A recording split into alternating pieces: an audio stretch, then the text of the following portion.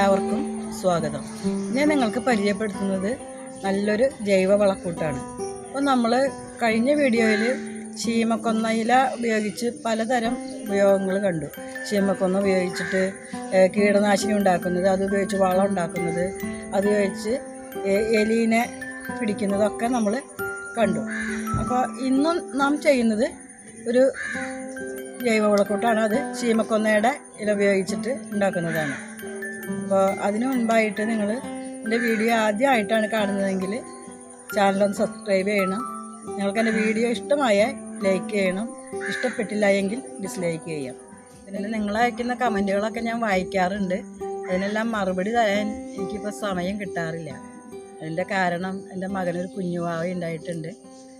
അപ്പോൾ അതുകൊണ്ട് തന്നെയാണ് എനിക്ക് വീഡിയോ ചെയ്യാനും ഇപ്പോൾ സമയം തീരെ കിട്ടുന്നില്ല. അല്ലെങ്കിൽ ഞാൻ ആഴ്ചയിലൊരു വീഡിയോ എങ്കിലും ഇടണമെന്നൊക്കെ ആഗ്രഹമുണ്ട്, പക്ഷേ ഒന്നും സാധിക്കുന്നില്ല. പിന്നെ സുഖമാണോ എന്നൊക്കെ എല്ലാവരും ചോദിക്കാറുണ്ട്. ഞാനിവിടെ സുഖമായിരിക്കുന്നു, നിങ്ങൾക്ക് സുഖമെന്ന് കരുതുന്നു. അപ്പോൾ നമുക്ക് വീഡിയോയിലേക്കാണ്. ഇതിന് ആവശ്യമുള്ള സാധനങ്ങൾ നമുക്കൊരു ബാരൽ അല്ലെങ്കിൽ ബക്കറ്റ് അടപ്പുള്ളത് ഒരെണ്ണം എടുക്കാം.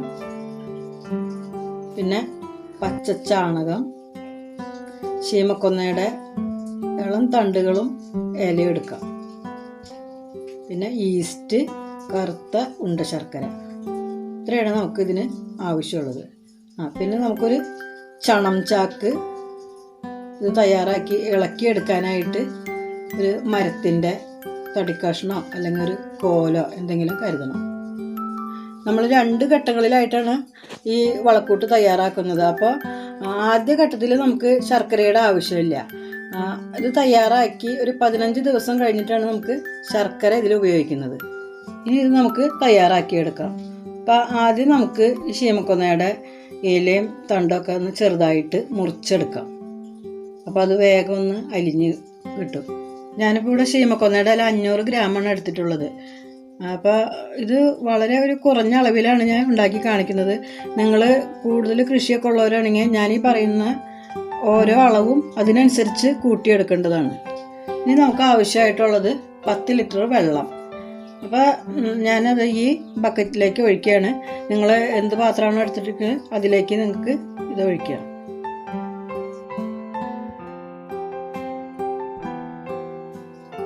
ഇനി നമുക്കൊരു ചണം ചാക്ക് എടുക്കണം. അതിലേക്ക് നമുക്ക് ഈ ശീമക്കൊന്നയുടെ ഇല കട്ട് ചെയ്ത് വെച്ചിരിക്കുന്നത്, പിന്നെ ചാണകം 1/2 കിലോ ചാണകമാണ് ഞാനിവിടെ എടുത്തിരിക്കുന്നത്. ആ ചാണകവും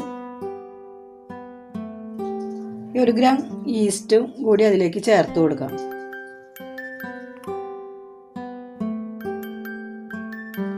നമ്മൾ സാധാരണ അപ്പമൊക്കെ ഉണ്ടാക്കാനായിട്ട് ഈസ്റ്റ് ഉപയോഗിക്കാറില്ലേ, ആ ഈസ്റ്റാണ് ഞാനിവിടെ ഉപയോഗിച്ചിരിക്കുന്നത്. അപ്പോൾ നിങ്ങൾ ചെറിയ ചാക്കൊക്കെയാണ് എടുത്തേക്കുന്നത്, ഒന്ന് കെട്ടി എടുക്കാം.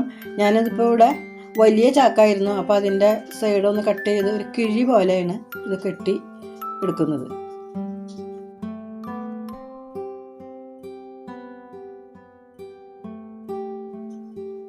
അപ്പോൾ നമ്മൾ ഈ ചാക്ക് ഇങ്ങനെ കെട്ടി വെച്ചാൽ നമുക്ക് എല്ലാ ദിവസവും രാവിലെയും വൈകുന്നേരവും ഇത് അഴിച്ചൊന്ന് ഇളക്കി കൊടുക്കണം. അപ്പോൾ നിങ്ങൾ അത് കെട്ടുമ്പോൾ ഒന്ന് ശ്രദ്ധിച്ചൊക്കെ കെട്ടണം കേട്ടോ. ഇനി നമ്മളിത് എടുത്തു വച്ചിരിക്കുന്ന വെള്ളത്തിലേക്ക് ഇറക്കി വെക്കണം. നന്നായിട്ട് മുങ്ങി കിടക്കത്തക്ക വണ്ണം ഇറക്കി വെക്കണം.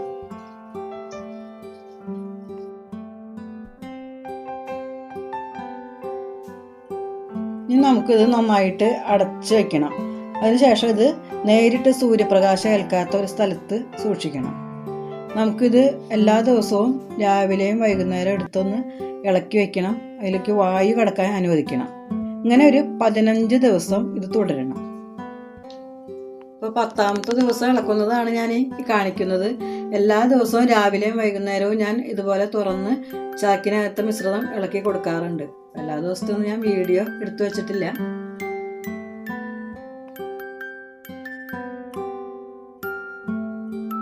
അപ്പം നമ്മളിത് ഇളക്കുമ്പോൾ ഈ ചാക്ക് അഴിച്ചതിന് ശേഷം അതിനുള്ളിലുള്ള മിശ്രിതമാണ് ഇളക്കി കൊടുക്കുന്നത്. ഞാനിതിൽ കാണിച്ചിട്ടുണ്ട്, നിങ്ങളത് നന്നായിട്ട് തന്നെ ശ്രദ്ധിച്ച് കാണണം.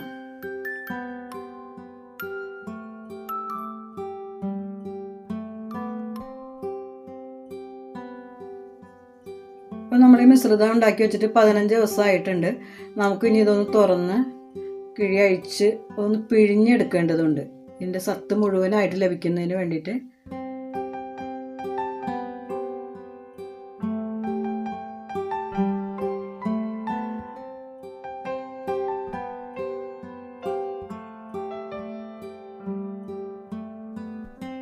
നമ്മൾ നന്നായിട്ട് പിഴിഞ്ഞെടുത്തിട്ടുണ്ട്. അപ്പോൾ ഇനി നമുക്ക് ചാക്കിൻ്റെ ആവശ്യമില്ല. ഇനി നമ്മൾ ഈ ലായനിയിലേക്ക് ശർക്കര ചേർത്ത് കൊടുക്കണം. ഞാനിപ്പോൾ ഇവിടെ കറുത്ത ഉണ്ട ശർക്കരയാണ് എടുത്തിട്ടുള്ളത്.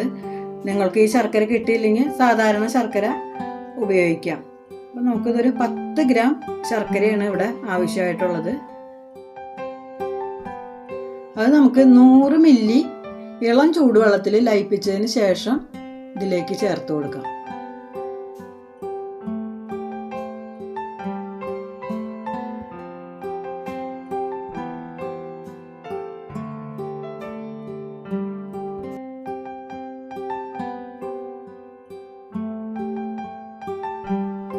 ഇനി നമുക്ക് ഇത് നല്ലവണ്ണം ഒന്ന് ഇളക്കിയതിന് ശേഷം അടച്ചു വയ്ക്കാം. ഇങ്ങനെ ഒരു 7 ദിവസം കൂടി നമുക്ക് വെക്കേണ്ടതുണ്ട്. നമ്മൾ രാവിലെയും വൈകുന്നേരം എല്ലാ ദിവസവും ഇളക്കാറുണ്ടല്ലോ, അതുപോലെ ഇളക്കുന്നത് തുടർന്നുകൊണ്ട് തന്നെ ഇരിക്കണം. അപ്പോൾ 7 ദിവസം കഴിയുമ്പോൾ ആകെ 22 ദിവസം, 22-ാം ദിവസം ആകുമ്പോഴേക്കും നമ്മുടെ ഈ വളക്കൂട്ട് ലായനി നമുക്ക് ഉപയോഗിക്കാൻ പാകത്തിലാവും. അപ്പോൾ നമ്മൾ ഈ ലായനി ഉണ്ടാക്കി വെച്ചിട്ട് 22 ദിവസം പൂർത്തിയായി. നമുക്ക് ഇതൊന്ന് തുറന്ന് നോക്കാം.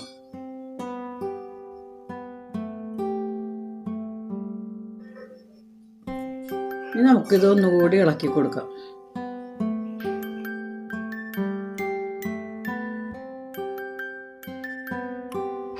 ഇത് കൂടുതൽ നേർപ്പിക്കാതെ തന്നെ വിളസസ്യങ്ങളിലൊക്കെ തളിച്ചു കൊടുക്കാം. അപ്പം ഞാനിവിടെ 10 ലിറ്റർ വെള്ളമാണ് എടുത്തത്.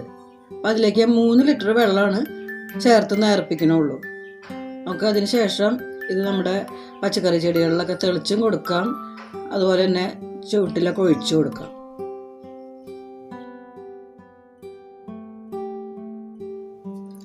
ഇത് തെളിച്ചു കൊടുക്കുന്നത് എപ്പോഴും വൈകുന്നേരങ്ങളിൽ തെളിച്ചു കൊടുക്കാൻ ശ്രദ്ധിക്കണം.